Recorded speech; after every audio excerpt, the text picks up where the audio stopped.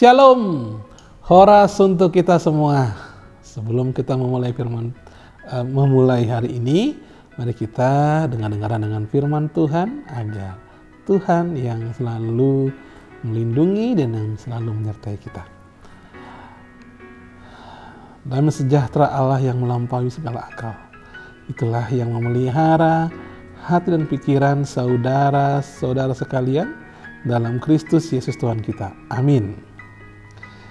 Firman Tuhan hari ini, Kamis 21 Agustus 2025, diambil dari Mazmur pasal yang ke-6, ayat yang ke-9.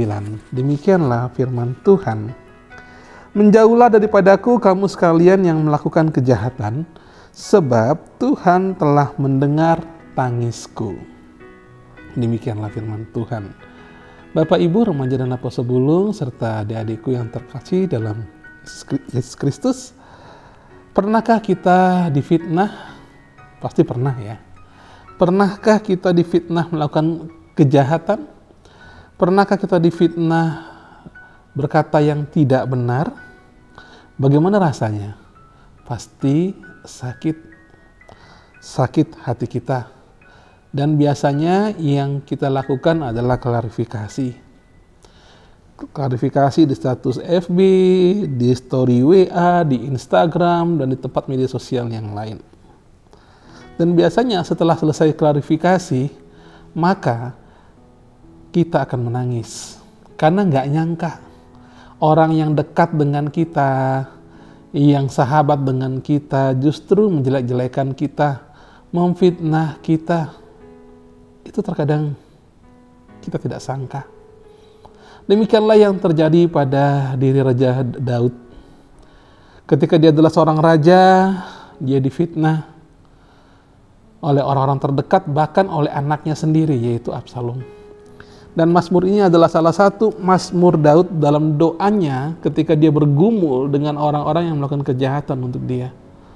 Padahal dia berseru dan dia menyadari bahwa apa salahku sama mereka.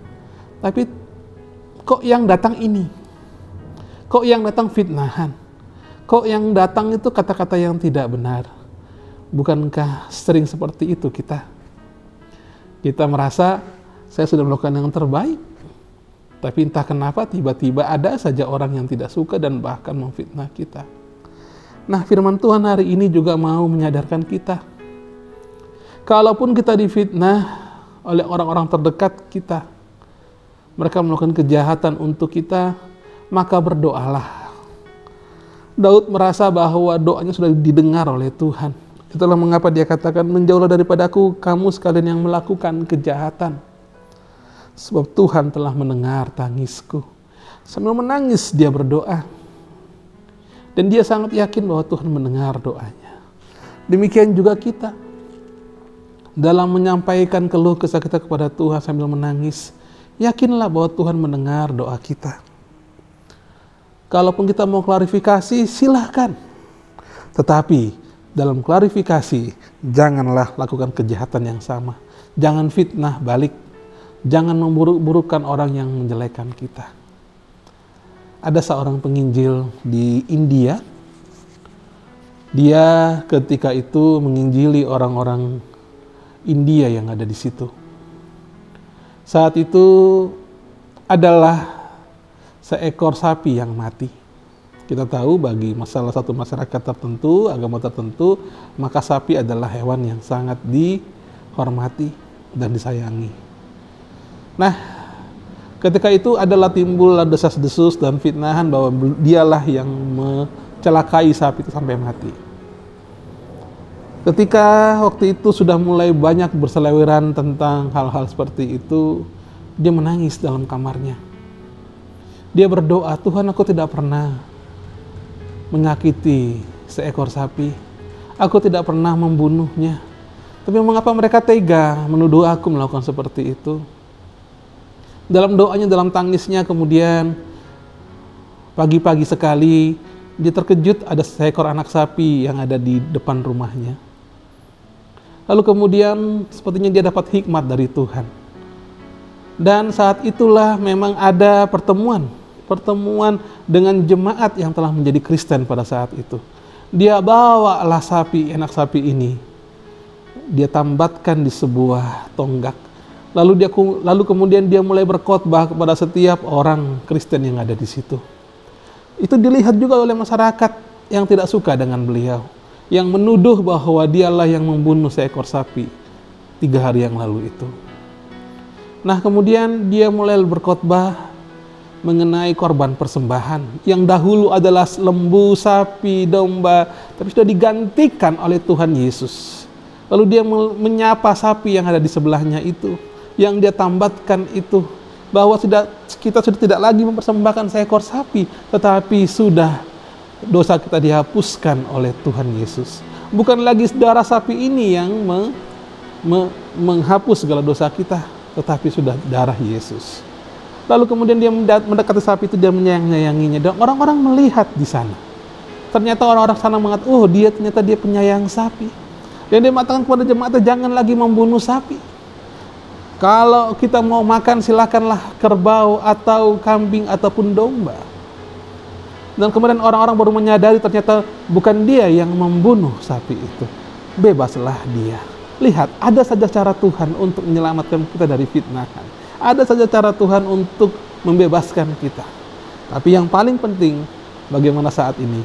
Kalaupun saat ini kita difitnah, kalaupun saat ini kita merasa tidak enak karena ada teman kita sendiri yang menjelek-jelekan kita, biarlah pembalasan itu hanyalah hak Tuhan. Silakan klarifikasi, tetapi kemudian bawalah dalam doa, dalam tangis kita, dan lihatlah Tuhan akan memberikan jawaban yang tidak kita duga. Karena itu tetaplah berserah hanya kepada Tuhan, tetaplah mengandalkan Tuhan. Terkadang yang baik pun yang kita lakukan, yang jahat itu datang sama kita. Jadi teruslah berbuat baik. Karena apa? Tuhan melihat hati kita. Tuhan tahu siapa kita. Dan Tuhanlah yang akan menjadi panglima kita. Amin. Mari kita berdoa. Bapa dalam surga, terima kasih Tuhan untuk firman-Mu hari ini. Terima kasih Tuhan Yesus. Dalam hidup ini, terkadang apa yang baik yang kami lakukan, yang datang itu adalah yang jahat ya Tuhan. Namun Engkau sangat baik, dan karena itu kami bersyukur punya Allah seperti Engkau yang selalu memberikan jalan keluar kepada kami. Asalkan kami tetap mengandalkan Engkau, tetap berserah kepadamu ya Tuhan dalam doa kami. Terkadang sakit sekali ya Tuhan kalau rasanya difitnah, kalau rasanya dijelek-jelekan. Namun satu hal yang pasti, Tuhan tidak pernah meninggalkan kami. Terima kasih ya Bapak, kami bersyukur untuk hari ini. Biarlah Tuhan hari ini kami melangkah dengan pasti bahwa Tuhan yang selalu ada di depan kami. Dan dengan yakin kami percaya setiap doa kami Tuhan dengar. Terima kasih ya Bapak. Inilah doa kami. Ampuni segala dosa-dosa kami ya Tuhan. Berkatilah Tuhan anak-anak kami. Berkatilah Tuhan orang tua kami. Juga berkatilah cucu-cucu kami. Terima kasih ya Tuhan Yesus. Inilah doa kami dan terpujilah Engkau. Kasih karunia dari Allah Bapa dan anugerah dari Tuhan kita Yesus Kristus dan persekutuan dengan Roh Kudus itulah yang memberkati saudara-saudara sekalian. Amin. Shalom, Tuhan Yesus memberkati.